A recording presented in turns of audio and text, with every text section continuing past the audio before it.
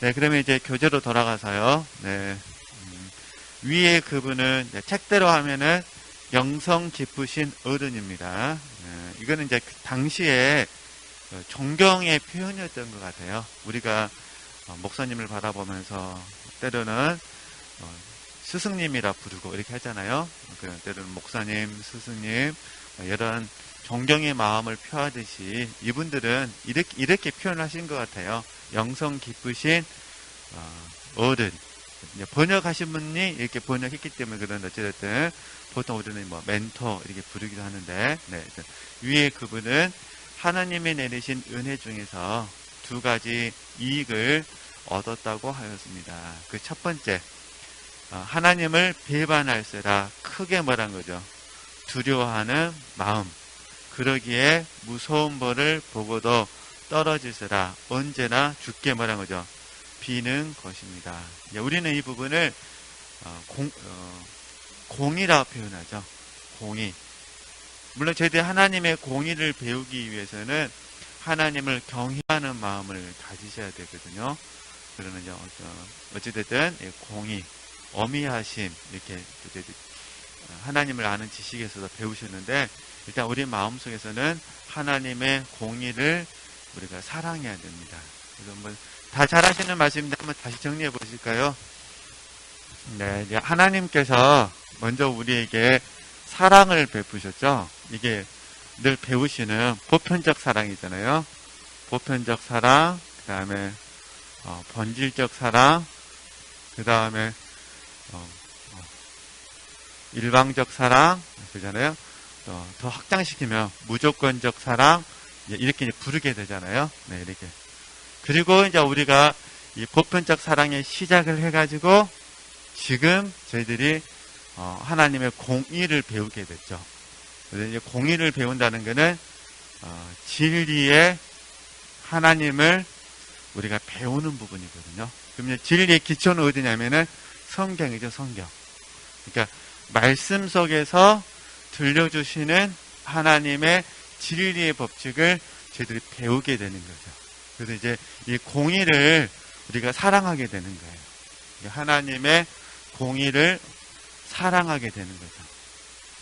그러면 이 자리에 이르게 되면 우리가 두 가지가 다 있는 거예요.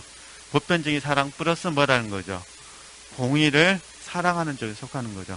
그러면 자연스럽게 하나님의 공의를 사랑하게 되면은 우리는 그리스도 심판대 앞에 어떤 모습으로 설 것인지에 대한 내 모습이 이제 관심을 갖게 되는 거죠. 왜냐하면 심은 대로 거두게 하시니까. 그러잖아요.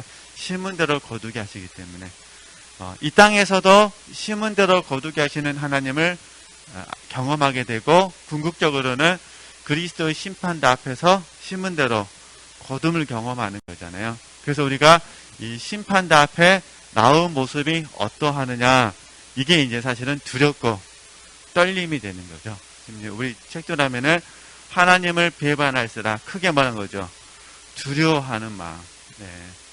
그래서 우리가 하나님을 배반한다는 것은 이게 선악과의 문제거든요. 그러니까 선악과를 공부하실 때 선악과는 하나님과 독립을 하려는 부분이고 선악과는 하나님의 말씀에 배반하는 거죠. 왜냐하면 말씀에 거스르는 거잖아요. 그래서 배반한다 그러거든요. 때로는 저희들이 이럴 때가 있어요.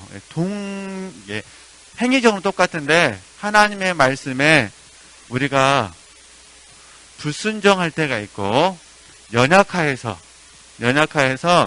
순종하지 못할 때가 있어요. 근데 사람들의 관점에서는 똑같은 거예요.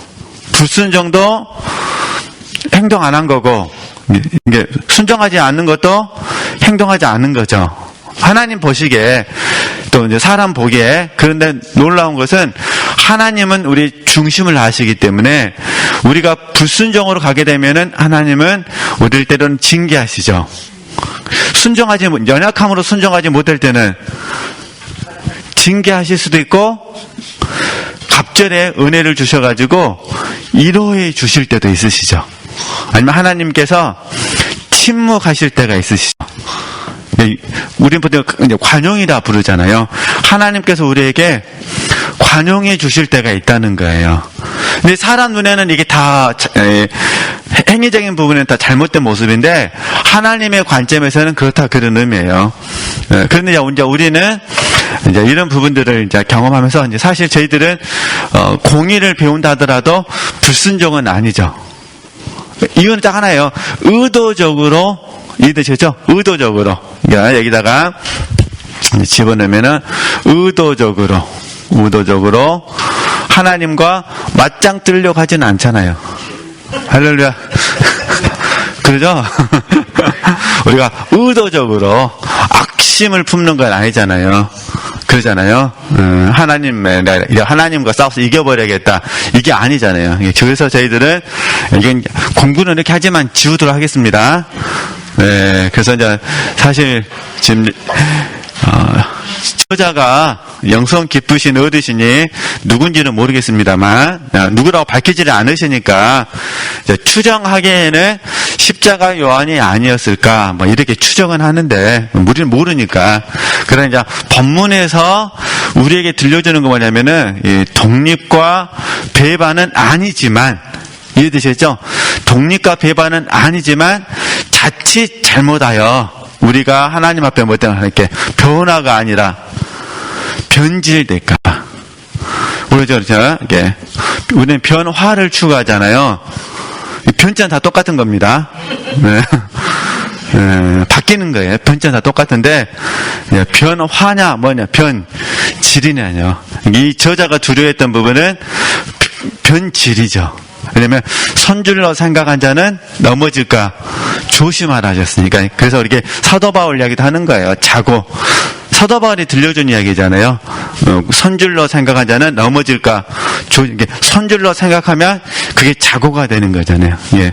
100% 우리는 자고의 이 마음이 있거든요. 그래서 우리가 가나안 7족서 공부할 때도 교만이 가장 으뜸이라고 배웠잖아요. 이건 우리가 갖고 사는 거니까. 문제는 항상 하나님의 은혜 안에서 저희들이 겸손을 유지해서 어찌하든지 뭐 하지 않도록 자고하지 않도록 하는 거죠. 왜냐하면 이걸 잘못 방치하게 되면은 어디로 가버리니까요. 배반으로. 근데 하나님께서는 우리로 하여금 결과적으로 가론 유다의 길을 가지 않도록 하시기 위해서 하나님이 이제 징계하시죠. 그래서 저와 여러분이 이 징계를 사랑으로 받으시는 거예요. 이게 지금 사랑, 공의. 여기까지 이해되시죠? 네. 그러면 이제 그래서 이제 본문에서 표현하는 저자의 의도는 뭐냐면은 다시 이제 사랑으로 가는 거예요. 다시 사랑. 근데 이 사랑은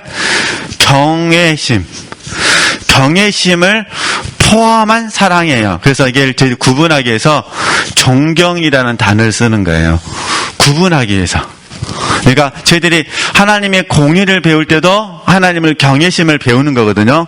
근데 좀 최종적인 사랑은 뭐냐면은 이제 법적인 사랑도 알고 그 다음에 하나님의 공의도 알기 때문에 다시 하나님과 사랑의 관계를 맺는 거죠. 이걸 저희들이 이제 반대로 생각했던 보편적 반대하면은 개별적 그렇게 배우셨잖아요. 네, 본질적은요. 본질적은 상대적이었죠. 상대적. 그다음에 일방적은 상호적. 이제 무조건적은 조건적. 이렇게 되는 거잖아요. 네, 이렇게 해서 우리가 사랑을 배우게 되는데 이때 사랑은 존경으로 가는 거예요. 존경. 그러면서 빌립보서 2장 12절에서 13절 말씀이 적용이 되는 거예요. 두렵고 떨림으로 너희 구원을 이루라는 거죠. 이해되셨죠? 이게 무엇에 대한 두려움이냐? 그죠? 무엇에 대한 두려움이냐? 공의와 사랑에 대한 두려움이에요. 공의와 사랑에 대한 두려움. 그렇죠. 두렵고 그 다음에 떨림으로는 그거는 소망에 대한 떨림이죠. 물론 지금 우리는 이제 사도 바울의 깊은 영성까지는 못 갔지만은 사도 바울에게 끊임없는 그 소원이 뭐냐면은 내가 복음에 참여되지 못하고 잘못해서 버림받을까 하는 두려움이 있는 거잖아요. 사실 저희들에게도 두렵고 떨림이 있죠. 말씀 속에서는 아멘 하지만 개인적으로 하나님 앞에 앉았을 때는 혹시 내가 자기 상을 전부 다 받아버린 거는 아닌지에 대한 그런 어떤 떨림이 있는 거죠. 이렇게 아시고 이 관계를 이해하시면 됩니다. 그래서 그러면 현재 이제 우리 지체들의 입장에서는 이 세 가지가 다 존재하는 거죠. 그렇겠죠? 보편적인 사랑, 그 다음에 공의, 그 다음에 다시 특별한 사랑, 그죠? 개별적 사랑을 우리가 특별한 사랑이라 부르기도 했잖아요. 같은 의미로 특별한 사랑에 대해서 관심을 갖게 되는 거죠. 그러면서 계속해서 뭐 한다는 거예요? 계속해서 우리 하나님을 존경한다. 이 존경한 분들에게 나타나는 특징이 뭐냐면 두렵고 떨림으로 구원을 이루려고 하는데 그 두렵고 떨림으로 하는 그 부분에 있어서 이게 하나가 그거라는 거예요. 오늘 이 저자의 고백대로 하면은 하나님을 뭐 할 사람? 배반할 사람. 근데 절대로 배반하진 않습니다. 원래 사도 바울을 통해서 묵상하는 거니까. 이게 사도 바울은 하나님을 배반하지 않았습니다. 근데 그는 어떤 마음으로 살았다는 거죠? 내가 혹시 하나님께 버림받을까? 이 뜻이 이건 상급의 문제잖아요. 그러니까 지옥 간다 그런 의미가 아니라 내 상급이 혹시나 소멸돼 버릴까봐 그런 두려움이니까 그렇게 이해하시면 적용점에서 이해하시면 되십니다. 네. 네, 그다음에 보겠습니다. 계속 둘째는 겸손의 거울.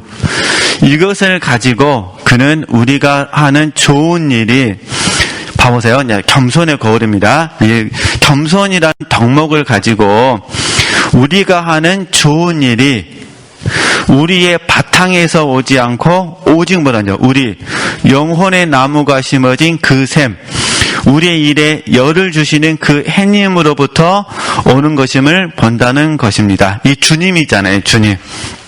그러니까 우리는 늘 겸손을 통해서 나를 아는 지식이라 배우셨잖아요. 우리는 겸손을 통해서 나를 아는 지식이라 배우셨으니까 내가 좋은 일을 한다는 겁니다. 좋은 일을 하는데 이 좋은 일을 하게 하는 동기, 늘 배우듯이 동기와 목적이 누가 되셔야 된다? 주님이 되셔야 된다. 지금 이 이야기를 하는 거예요. 그러니까 우리는 겸손을 통해서 이걸 본다는 거죠. 내가 아니라 주님. 그래서 우리가 또 지우고 다시 설명해 드릴게요. 네, 다 아시는 거지만은 또 늘 점검하는 부분이니까 동기, 목적. 그래서 동기는 출처라 그러거든요. 출처. 그러니까 나를 움직이는 동기, 나를 움직이게 하는 근본적인 힘의 출처가 뭐냐? 이해되시겠죠? 이게 늘 배우듯이 내가 아니라 누가 돼야 돼요? 주님이 되셔야 돼요. 그래서 이걸 제대로 표현할 때 주님으로 이렇게 표현하는 거예요. 주님으로. 그러니까 이 주님으로 할 때의 이 동기가 통로와 동역을 같이 묵상해 주셔야 돼요. 안 그러면 혼동이 오거든요. 그러니까 내 스스로, 물론 이걸 알게 하시는 분은 성령이시고 이걸 알게 하는 거는 영적 지각이고 좁게는 영이죠. 우리 양심, 영의 기능을 통해서 아는 거니까. 그러니까 이걸 같이, 그러니까 주님으로 한다 하더라도 나는 뭐가 되는 거죠? 통로가 되고 동역이 되는 거예요. 이 말은 무슨 말이냐면은 내가 주도권을 갖는 게 아니다. 이걸 구분하는 거예요. 그러니까 나를 움직이게 하는 출처의 주도권은 누구라는 거죠? 주님이시다. 나는 그분의 통로, 동역. 그러니까 우리가 아는 말 바꾸면 나는 청지기입니다. 이런 의미죠. 그죠? 이걸 구분하는 훈련, 동기. 목적은 이제 자연스럽게 이제 주님을 위하여가 되겠죠. 갈라디아서 말씀을 적용할 때는 주님 대신 성령으로 들어가죠. 이제 성령을 위하여 이렇게 되는 거죠. 그러니까 이게 나를 위하여가 아니라 주님을 위하여. 이 덕목을 영성 깊으신 어르신이 말씀하셨던 것을 제가 이렇게 해석해봤다 그런 부분입니다. 저보고 맞냐고 물어보면 저도 모릅니다. 제 생각이 그렇다는 거지. 그래서 이렇게 이해하시고요. 그럼 제가 계속 보겠습니다. 네. 그래서 그분은 또 덧붙여서 말하였습니다. 이 진리를 깨달은 다음에는 자기가 어떤 좋은 일을 하거나 남이 하는 것을 보거나 언제나 뭐라는 거죠? 그 바탕을 찾게 되고, 그러니까 주님으로 했는지 나로 했는지 찾게 되고, 따라서 하나님의 도우심이 없이는 아무것도 할 수 없다는 것을 알아듣게 되었다고. 이게 우리가 지금 소원하고 계시는 말씀이잖아요. 요한복음 15장 4절에서 5절 말씀. 그리고 이 때문에 지체 없이 하나님을 찬미하게 되고 좋은 일을 하는 경우에도 자기 힘으로 되었다는 생각을 뭐라는 거죠? 안 하는 것이 아주 버릇이 되어버렸다고. 이 말씀이 빌립보서 3장 3절 말씀이잖아요. 지우고 다시 우리가 잘 하시는 말씀이지만 말씀의 실제를 위해서 한 번만 더 이렇게 복습하고 또 소원하셨으면 좋겠습니다. 그러니까 전에도 제가 말씀드렸는데 저희들이 잘 암송하고 계신 말씀이 갈라디아서 2장 20절 말씀, 요한복음 15장 4절에서 5절 말씀, 로마서 8장 9절 말씀, 12절에서 14절 말씀, 그리고 빌립보서 3장 3절 말씀. 이 말씀들이 우리에게 물론 온전하지는 않습니다. 그런 항상 실제되도록 우리가 훈련을 해야 됩니다. 그래서 말씀이 온전하지는 않습니다만 말씀이 나를 다스리도록 하셔. 물론 제가 이제 말씀은 생명이시잖아요. 같은 의미입니다. 생명이 나를 뭐 하도록 하셔야 돼요? 다스리도록 해야 돼요. 물론 우리가 행위를 했을 때 항상 이 행위에는 부족합니다. 우리가 그래서 늘 배우는 거잖아요.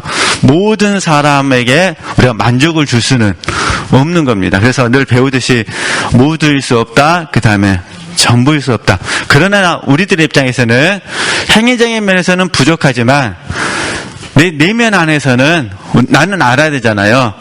힘씀. 그죠? 내면 안에서는 나는 이 힘쓰셔야 될 부분이죠. 지금 우리가 좀 여러 가지 형태의 주제를 공부를 배운다 하더라도 가장 기본적인 뿌리가 이 훈련을 계속 하고 계시는 거예요. 갈라디아서 2장 20절 말씀, 요한복음 15장 4절에서 5절 말씀, 로마서 8장 9절 말씀. 우리는 육신에 있지 아니하고 영에 있습니다. 이게 영으로 살아야 되잖아요. 그다음에 12절에서 14절 말씀, 빌립보서 3장 3절 말씀. 이게 우리 몸에 표가 돼야 돼. 표. 이게 저희들이 내적 확신이라 부르죠. 또는 내적 증거라 부르잖아요. 이 확실성이 있어야 돼요. 남들은 인정 안 해줄 수도 있습니다. 다른 사람들이 보기에 우리가 인정 못 받을 수도 있어요. 왜냐하면 행동은 달란트랑 같이 가요. 행동은. 그러니까 제가 예를 들어서 선한 행동을 하더라도 제 달란트에 맞춰서 제가 선한 행동을 하는 거예요. 연예인처럼 선한 행동을 할 수가 없다는 거예요. 그죠? 제가 막 이렇게 어느 어떤 부분에 감사를 표현한다고 해서 제 식대로 감사를 표현한 거지, 텔레비전에 나오는 연예인들 음식 보면 진짜 맛있는지 맛없는지 모르지만 일단은 소리부터 지르잖아요. 우와! 막 하잖아요. 근데 우리는 안 먹어봤으니까 그 얼마나 맛있는지 모르는데, 연예인들도 진심일 수도 있고, 진심 아닐 수도 있겠죠. 근데 그분들은 천성적으로 하나님께서 주시는 달란트가 있는데 이게 행동이란 부분에 있어서는 그게 잘 안 된다는 거예요. 달란트가 다르기 때문에. 그래서 어떤 내적인 확신은 분명한데 외적인 부분에서는 우리가 모자람이 있다, 그런 의미예요. 그래서 우리는 주로 행동을 통해서 표현을 하죠. 속으로는 진짜 좋은데 표현하지 않으면은 오해받을 수도 있잖아요. 안 좋아하나? 사실은 마음으로는 뭐하는데 좋아하는데, 이제 예를 들어서, 그래서 이런 부분들은 우리가 행동에 대해서는 저희들이 판단하는 부분을 많이 이렇게 천천히 하셔야 돼요. 그래서 빨리 해버리면은 오해를 하시게 되거든요. 그럼 그럴 땐 판단이 되기 때문에 그러니까 이거는 항상 우리들의 숙제니까 이건 이제 계속해서 배우기도 하시기도 하고 그러냐 제가 드리고 싶은 부분은 이 영성 깊으신 어르신 말씀을 우리식대로 한번 이게 너무 소중한 공과이기 때문에 이렇게 다시 적어서 설명드렸습니다. 그러니까 우리는 하여튼 내 안에서만큼은 확신이 있으셔야 됩니다. 툭 치면 이해되시겠죠? 툭 치면 갈라디아서 2장 20절 말씀, 요한복음 15장 4절에서 5절 말씀, 로마서 8장 9절에서 또 12절에서 14절 말씀, 빌립보서 3장 3절 말씀 이렇게 한번 훈련해 보시는 겁니다. 네.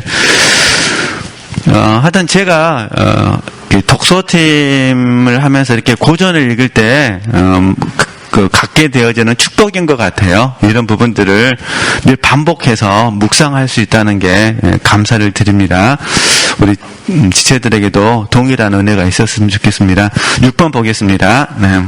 자매들이여, 이상의 두 가지를 우리도 명심하고 있다면 여러분은 읽느라, 참 보내죠. 말을 이렇게 이쁘게 하시더라고요. 여러분은 읽느라, 나는 쓰느라 보내는 시간이 결코 낭비라고는 못할 것입니다. 그죠? 여러분은 듣느라, 저는 읽느라 보내는 시간 결코 낭비라고는 못할 것입니다. 박학하신 선비님들이야, 네, 이제 이런 일들을 잘 알고 계시지만 우리같이 아둔한 여자들에게는 아쉽지 않은 것이 없습니다. 그러기에 정녕 주께서는 이상의 비유를 우리가 생각하게끔 해주셨는지 모릅니다. 주께서는 당신의 자비로 이것을 잘 이용할 수 있는 은혜를 우리에게 주시기를. 7번 보겠습니다. 우리 마음 안에서 되는 일들이란 매우 알아듣기 힘들어서 맞잖아요. 그러죠? 그래서 우리가 이때 또 성령 하나님을 의지하는 거예요. 성령께서 잘 아시는 거니까 성령께서 계시해 주지 않으시면은 사실 우리는 알 수가 없습니다. 그래서 이 계시의 형태가 크게 세 가지로 나타나는 거죠. 가르치시고 늘 배우듯이 생각나게 하시고 그 다음에요 인도하시는 거. 이거 말고도 많이 있습니다. 보혜사시니까. 그러나 이제 주로 이제 계시성에서 보면 계시는 가르치시고 그 다음에 생각나게 하시고 그 다음에 인도하시는 거죠. 이 계시를 통해서 우리가 이제 영감, 각자의 영감이 있잖아요. 영감 속에서 이해하고 수용하죠. 이해한다는 것은 분별한다는 걸 의미하는 거잖아요. 우리의 혼이 분별한다 그런 의미예요. 영감은 혼의 자리거든요. 출발은 영의 자리지만은 혼에서 이루어지는 부분이에요. 혼에서 이해하고 뭐 하는 거죠? 수용하는 부분이죠. 그래서 저는 이 말씀들을 묵상하면서 사도 바울이 우리에게 들려준 말씀에 굉장히 제가 소망을 갖거든요. 그러니까 성령 하나님은 하나님의 깊으신 것을 통달하셔요. 성령 하나님은 하나님의 깊으신 것을 통달하시고 그 성령 하나님은 우리 안에서 하나님의 깊으신 것을 계시하시죠. 그래서 우리가 부족하지만 계속해서 추구하고 있으면 우리의 분량만큼 계속 성령 뭐 해주신 거죠? 계시해 주신 거죠. 하나님의 깊으신 것을. 그러니까 성령께서 계시하지 않으면은 사실은 우리는 하나님의 깊으신 것을 깨달을 수 없죠. 그게 하나님의 의도와 하나님의 목적이 되는 거예요. 하나님의 의도와 목적은 사실은 계시가 있어야만 가능한 부분이거든요. 이렇게 소원을 드리는 거예요. 실제적으로 역사하시고 역사 안 하시고는 하나님의 주권이죠. 우리의 소원은 뭐냐면은 역사하셨을 때는 뭐 하자. 그만큼 내 분량 안에서는 이해하고 뭐 하자는 거죠. 수용하자. 그죠? 역사하지 않으셨을 때는 방법이 없잖아요. 그러나 역사하셨다면 그만큼은 내가 이해하고 수용하게 해서 내가 항상 내 혼을 이제 혼 중에 영적인 이제 부분 적용하면 우리 의지가 있잖아요. 의지를 영적인 곳에 가 있도록 해 주셔야 돼요. 이게 우리가 지금 추구하고 있는 깨어있는 삶이거든요. 그러니까 말씀 안 하실 때는 어쩔 수가 없는데 말씀만 하시면 이해되시죠? 말씀만 하시면 어디로 가야 돼요? 영감 속에서 하나님의 의도와 목적을 캐치할 수 있으셔야 돼요. 이런 훈련들을 우리가 할 수 있었으면 좋겠다. 네, 이렇게 이해하시면 됩니다. 그래서 다시 책을 읽으면은 우리 마음 안에서 되는 일들이란 매우 알아듣기 힘들어서 나같이 무식한 사람으로서는 그 대신 절대 이런 표현들 따라하시면 안 됩니다. 세대가 달라졌습니다. 이거는 제가 느끼는 그런 것 같아요. 아빌라 테레사가 살았던 당대의 여성들은 이렇게 표현을 했던 것 같아요. 근데 지금 21세기를 사는 지금 저희들의 입장에서 바라봤을 때는 이거는 좀 좋은 표현은 아닌 것 같아요. 왜냐면 여성분들이 어떤 무식하고 이렇게 하면 안 되잖아요. 유능하신 분들 훨씬 많으신데. 그러니까 그냥 그때는 그랬나 보다 하고 넘어가시면 됩니다. 네. 우리 마음 안에서 되는 일들이란 매우 알아듣기 힘들어서 나같이 무식한 사람으로서는 한마디를 옳게 하려는데도 객적고 엉뚱한 말들로 수다를 떨 수밖에 없을 것 같습니다. 그러자니 이것을 읽어줄 사람도 인내를 해야만 할 것이니 나 역시 스스로 알지 못하는 것을 쓰느라 인내가 뭐라는 거죠? 필요하기 때문입니다. 정말 어느 때는 무엇을 말해야 할지 시작을 어떻게 해야 좋을지도 모르는 채 멍청하게 종이를 대하기가 일수입니다. 솔직한 본인의 고백이죠. 그러니까 하나님이 하셨습니다. 이 고백이에요. 내 힘으로 글을 쓸 수가 없고 하나님께서 영감을 주셔야만 글을 쓸 수가 있다. 이런 겸손의 표현이죠. 한편 내 힘이 자라는 데까지 마음 안의 일들을 여러분들에게 밝혀드리는 것이 매우 중요한 일이라는 것을 나는 잘 알고 있습니다. 매양 우리가 듣는 바는 기도가 얼마나 좋은 것인가 하는 것과 회원에 따라 규칙에 따라 오랜 시간을 기도에 바치라는 것입니다. 하지만 그것은 기껏해야 우리가 할 수 있는 그 이상의 것이 아닙니다. 주께서 우리 영혼 안에서 역사하고 계시는 일들에 대해서는 밝혀주는 바가 아주 뭐라는 거죠? 적습니다. 영혼 안에서 역사하고 계시하는 일, 초자연적인 일들, 이건 하나님의 주권이기 때문에 그렇다 그런 부분입니다. 그러기에 마음 안에 하늘스러운 궁성, 드나드는 일은 많건만 아는 일은 적은 이 궁성을 들어서 말하고 여러 가지로 설명하고 깊이 생각하는 것은 적지 않은 위로를 우리에게 줄 것입니다. 주님은 내가 이미 쓴 몇 권의 책에서 여기에 관한 것을 더 알아듣게 해주셨지만 그때는 지금처럼 가장 어려운 사항은 알아듣지 못했다고 생각합니다. 거듭 말합니다만 그 어려운 데까지 다다르자니 누구나 알고 있는 군소리들을 많이 해야 되는 것이 주체스러우나 그렇다고 또 재주 없는 나로서야 달리할 도리도 뭐란 거죠? 없는 것입니다. 그러니까 이건 어떤 의미냐면은 당장이라도 내가 7궁방에 관해서 여러분에게 설명해 드리고 싶은데 그걸 바로 갈 수는 없다는 거예요. 그래서 왜냐하면은 그 수녀들은 영적인 성장이 전부 다 다르기 때문에 그래서 이제 도입하는 과정 속에서 지금 굉장히 이렇게 너스레를 많이 떨고 계시는 거죠. 이제 우리식으로 설명하게 되면 그래서 그렇게 이해하시면 됩니다. 그래가지고 이제 8번에서 자 그렇다면 이제 봅니다. 지금 저희들이 1궁방을 공부하는 거잖아요.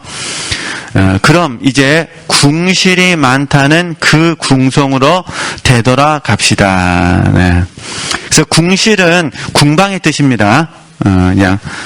궁실은 궁방의 뜻이라는 거. 그래서 우리 궁방 7가지 배우셨잖아요. 1, 2, 3, 4, 5, 6, 7.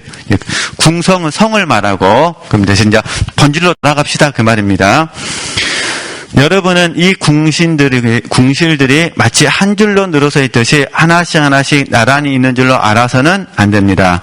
눈을 들여 맨 한가운데 임금님이 계시는 그 궁실을 뭐라는 거죠?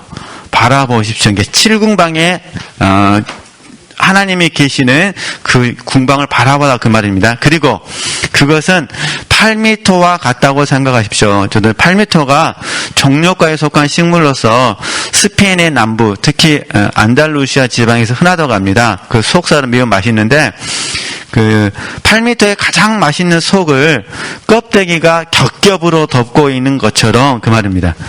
여기 이 궁실 둘레도 여러 궁방들이 위아래로 옆으로 싸고 있는 것입니다. 영혼에 관한 일이라면 항상 깊이와 넓이와 크기를 가지고 생각해야 합니다. 이건 지각의 문제입니다. 지각, 영적 지각. 영혼이 뭐 크기가 있다 그런 의미가 아니라 하나님을 아는 지식에 있어서 깊이가 있고 넓이가 있고 높이가 있고 깊이가 있다 이렇게 이해하셔야 됩니다. 우리 사랑에 대해서 적용하듯이 이렇게 영혼은 우리가 아무리 높이 평가하더라도 평가할 수 있는 그 이상의 것이기 때문에 여기에는 과장이 있을 리 없습니다. 아무튼 그러한 영혼의 구석구석을 궁성 안에 계시는 해님이 두루 비치고 있는 것입니다. 여기서 대단히 중요한 일은 많든 적든 기도를 하는 어느 영혼을 한쪽에 가둬두거나 뭐라는 거죠. 묶어두어서는 안 된다는 것입니다. 위든 아래든 옆이든 영혼이 제 마음대로 이 궁실들을 드나들게 버려두어야 합니다. 그럼 잠깐만 설명해 드리면요. 표현이 굉장히 좀 어렵더라고요. 이렇게 이해하실 때 지체들께서도 이제 그렇게 저처럼 느낄 수도 있는데 쉽게 이제 여기서 이제 이 그림들 한 다음에 이렇게 되는 거잖아요. 그러겠죠? 가장 깊은 곳이 7, 6, 5, 4, 3, 2, 1 이렇게 되는 건데, 근데 지금 이제 일궁방에 들어와 있는 분들에게는 특징을 설명하는 거예요. 그럼 우리가 기도를 통해서 7궁방까지를 이제 경험을 하는 건데, 그러잖아요? 그러니까 처음부터 7궁방 경험을 할 수도 있고, 이해되시겠죠? 어느 순간 처음에는 4궁방을 경험할 수도 있겠죠. 근데 만약 이걸 잘못 적용하면, 기도는 1궁방부터 시작해가지고, 이제는 그 다음에 2분 지나면 2궁방으로 가고, 3분 지나면, 이렇게 생각하지 말라 그런 의미예요. 우리 지체들께서 기도하시면서 기도하는 과정 중에서 이 책대로 적용한다면 내가 어떤 때는 1궁방 기도를 하다가 갑자기 7궁방 기도할 수 있고, 그죠? 아니면 5궁방 기도만 하다가 끝날 수도 있고, 이렇게 생각해 달라는 거예요. 이제 정리되셨죠? 어떤 의미인지? 네. 그러니까 우리가 지금 현재 저희들 영성훈련 오래 받으셔가지고 본능 단계, 윤리 단계, 진리 단계, 생명 단계가 있잖아요. 그러면 잘못 적용하면 내가 A라는 사람에게 본능으로 했으니까 윤리로 적용해야 되겠다. 이번 윤리가 됐으니까 진리로 적용해야겠다. 진리가 됐으니까 생명으로 적용해야겠다. 이런 개념이 아니라는 거예요.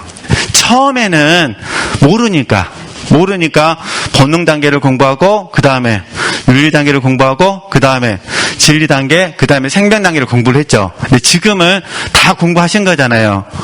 지금은 어떻게 하자는 거죠? 내가 본능이라 깨달아도 1초 만에 생명이 될 수 있고, 그죠?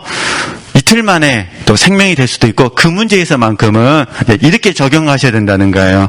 그래서 내가 이제 안다면, 내가 본능이라고 한다면 빨리빨리 윤리에서 진리에서 생명으로 빨리빨리 이동할 수는 있겠죠. 이렇게 유연하게 적용을 해 주셔야 된다는 거. 이해되시겠죠? 내가 막 내 스스로 지금 내가 1궁방 기도를 하고 있어, 난 이제 2궁방 기도해야 돼, 이게 아니라는 거예요. 기도의 주체는 성령이시거든요. 성령 하나님께서 우리 기도를 이끌어 가시는 거예요. 성령께서 이끌어 가는 대로 내 기도를 뭐라는 거죠? 맡기자는 거예요. 이제 기도하면서 하나님을 체험하잖아요. 그러면 이 하나님 체험이 1궁방이냐, 2궁방이냐, 3궁방이냐, 4, 5, 6, 7궁방이냐, 이렇게 나중에 분별이 되는 거지. 그죠? 내가 내 스스로 이렇게 막 1, 2, 3 이렇게 묶어두시면 안 됩니다. 이제 가장 이제 초보적인 웃자고 말씀을 드리면, 우리 지체들께서 기도의 순서 다 아시잖아요.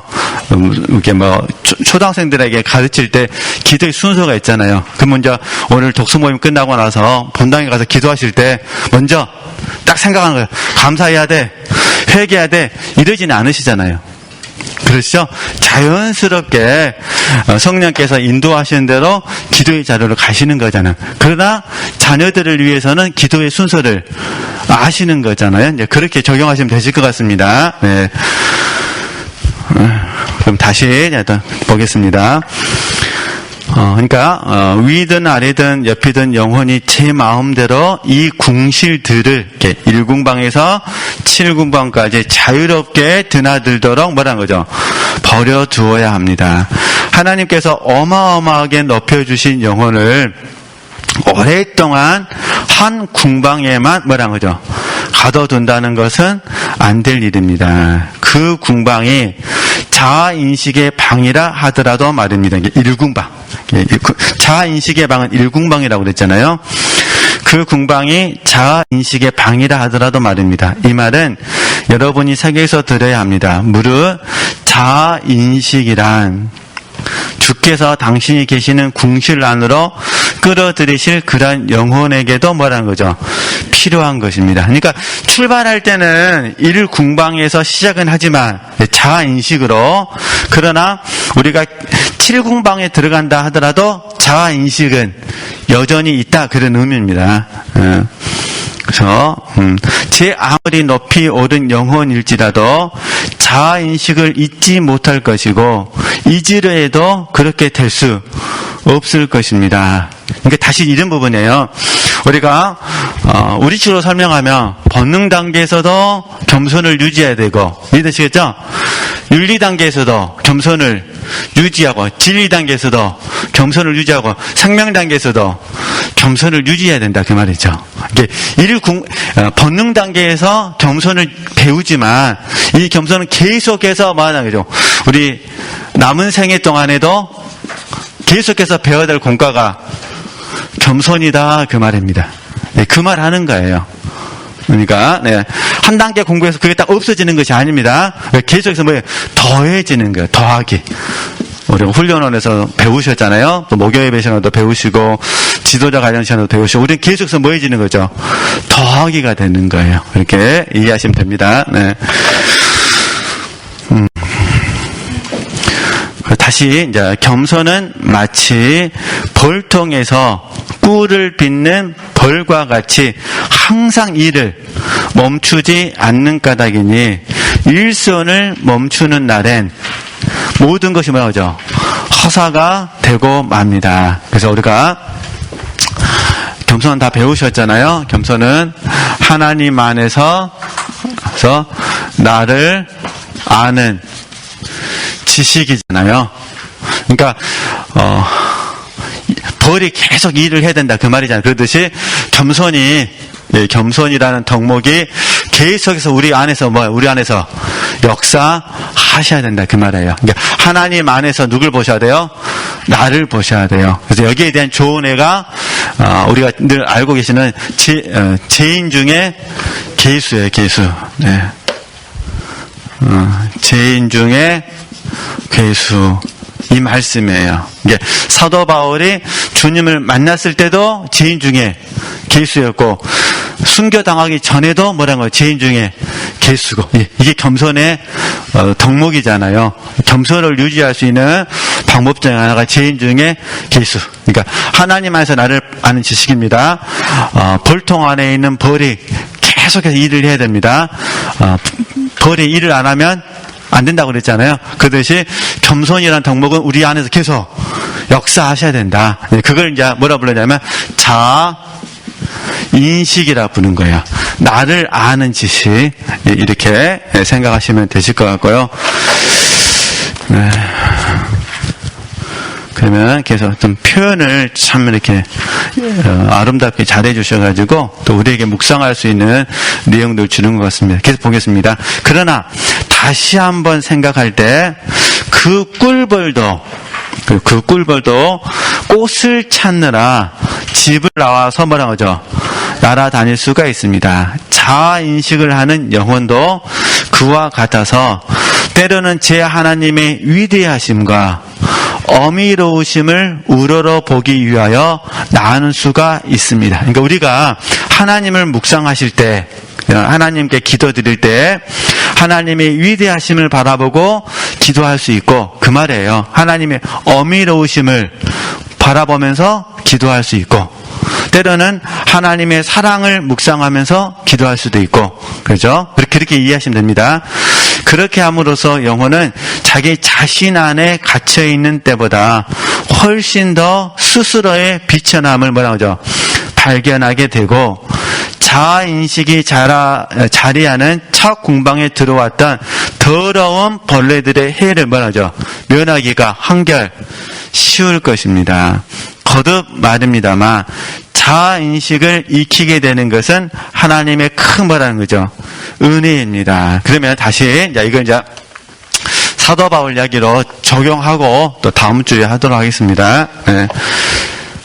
이게 사도 바울이 사도행전 9장 말씀에, 잘 아시는 말씀이니까, 다메섹 도상에서 예수 그리스도를 만나기 전에는 육체를 신뢰할 만한 것들이 많이 있었죠. 그러잖아요. 근데 만났어요. 만나고 나서는 어떻게 되죠? 만나고 나서는 육체 신뢰할 만한 것들이 무너지게 되죠. 근데 이때 온전히 없어진 게 아니에요. 그 이후에 계속 어떻게 되냐? 그 이후에 계속해서 이게 직접적인 빛은 딱 한 번 만난 거예요. 빛으로 오신 예수 그리스도. 이제 그 이후에는 성령의 계시가 있는 거예요. 다메섹 도상에 주님을 만났을 때는 빛으로 오신 예수님을 만났잖아요. 딱 한 번 만났고, 그 이후로는요, 성령께서 이 빛을 확장시켜 주시죠. 그 성령의 계시성 속에서 이 만남이 쭉 뭐라는 거죠? 연결이 되는 거예요. 성령의 계시를 통해서 구약 말씀을 해석해 주신 거죠. 이 해석을 따라서 편지를 썼죠. 13개에서 14개에서 14개 편지를 썼고, 이게 지금 저희들이 신약 성경을 구성하는 일부분이 되는 거죠. 바울서신, 그죠? 13개에서 14개. 학자들마다 좀 차이가 있어서, 그러니까 구약 말씀을 사도 바울은 알고 있었는데, 처음에는 빛으로 오신 예수님을 통해서 알았고, 그 다음에 성령의 계시를 통해서 또 성령의 영감을 통해서 구약 말씀을 하는 거죠. 해석하고, 그 다음에 그 상황 속에서 하나님께서 그에게 여러 계시를 주셨으니까 계시성 속에서 신약 성경의 13개에서 14개를 조수를 하게 되어지죠. 그래서 이 점진적으로 되어지는 과정 속에 점점 이제 사도 바울은 이제 처음에는 육체를 신뢰했는데, 근데 나중에 육체를 신뢰하지 않는 자리로 가는 거잖아요. 그죠? 처음에는 성령으로 봉사하지 않고 육체로 봉사했는데, 이제는요, 성령으로 봉사하잖아요. 그리고 자기 의가 있었는데, 이제 자기 의도 무너지고 뭐 하는 거죠? 예수만 자랑하는데, 예수 그리스도 안에서, 주님의 의 안에서 자기 자신을 보기를 원하는 거죠. 그러면 이제 자기 의는 어디서 나온 거냐? 율법에서 나오는 거잖아요. 그래서 율법과 하나님의 의는 믿음에서 나오는 거잖아요. 이게 복음이 되는 거잖아요. 이렇게 이제 구분이 되어지는 거거든요. 그러니까 자기를 바라보는 인식이 계속해서 수정되어지는 거예요.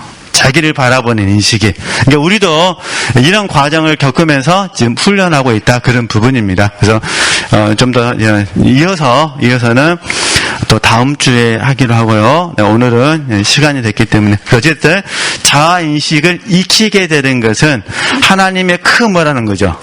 은혜입니다. 여기까지 오늘은 하고, 또 다음 주에 계속 이어서 설명하도록 하겠습니다. 하나님께 영광 돌리겠습니다.